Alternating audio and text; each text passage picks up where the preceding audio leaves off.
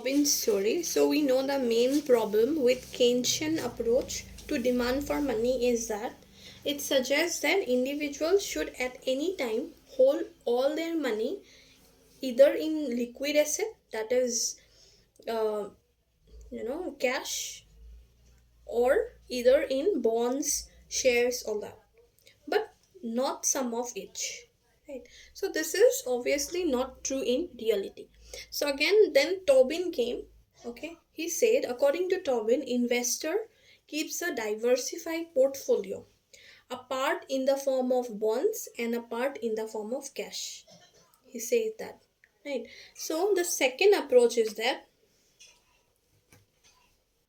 he Tobin's model of liquidity preference deal with the problem by showing that if the return on bonds is uncertain, that we don't know about the return on bond, whether we will get higher return or less return, then that is what the bonds are risky, right? Then the investor worrying about it, about both the risk and return, is likely for him, what is good for him to do is to hold some amount of cash in the form of bonds and some in the form of money, because if all will be kept in the form of bonds, and then if the it falls, if bonds price falls, they will have loss. And if all they will keep in the form of money, and if bond price suddenly increase again, they will have to bear the loss, that is the interest foregone loss that we have talked about. Also, this theory, portfolio theory, is presented by Tobin, emphasize the role of money as a store of value.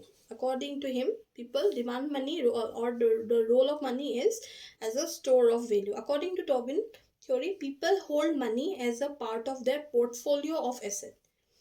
Okay, so the reason for this is that money offer a different combination of risk and return than other assets which are less liquid than money, such as bond. According to Tobin, investors have two objectives. Okay, two objectives. One is to maximize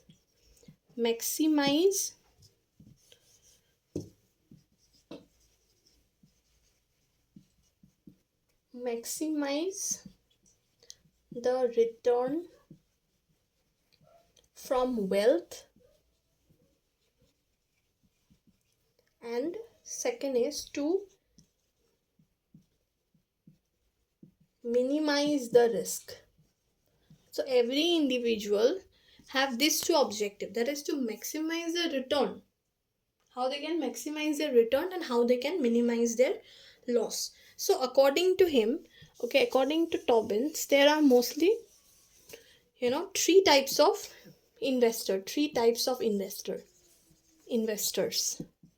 We mostly find three types of investor. One is risk lover. Second is plungers,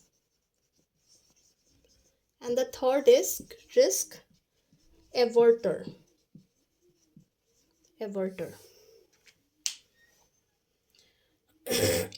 So who are risk lover? So risk lover are those people that always wanted to maximize their risk, because they think that as much risk they will take, as much profit they will get. So they try to take risk in order to earn more. They will invest more in the interest earning asset to earn more, means they will get less cash and they will invest more. So they are risk lover. Then we have plungers. Who are plungers? Those group of people that will plunk everything in interest earning asset or invest nothing. That is when they find that interest will increase in the next coming future, then what they will do, they will put everything all in the interest earning asset. Or if they find that that is rate of interest is not going to rise, then they will not put anything at all. Then we have risk averter. These are those people who keep diversifying their portfolio of wealth. They do not keep entire entire in the form of interest earning asset or all that. They keep bonds and cash together. they bear risks when they expect higher. That means when they find that interest rate will increase, more bond they will keep, more bonds they will keep, less cash they will go, like this. Okay, so this is averter. Risk averter means they try to diversify their portfolio. The expected return will always be determined by the rate of interest. Rate of interest increase means interest increase. Rate of interest falls means profit will fall. And looking at the expected return, people decide to invest less on bonds or more. Some of the assumption is economic agents have some saving at the end of every period. Second is saving is kept partly in the cash and partly in bond, and that will be determined by the rate of interest. Okay, so that is the theory of, that is the all about Tobin's theory.